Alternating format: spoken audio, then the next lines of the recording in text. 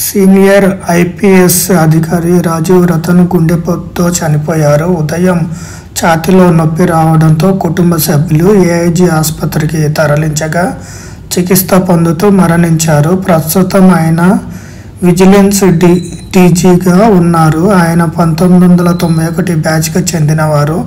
గతంలో operation IG, police housing corporation MD, Karimnagar ఎస్పీగా చేశారు. పోలీస్ ఆఫీసర్ చనిపోయిన సీఎం రేవంత్ రెడ్డి గారు వచ్చి చూసి అంతిమయాత్రలో పాల్గొన్నారు. ఇతరుల మంత్రులు, సీఎం గారు రావడం జరిగింది.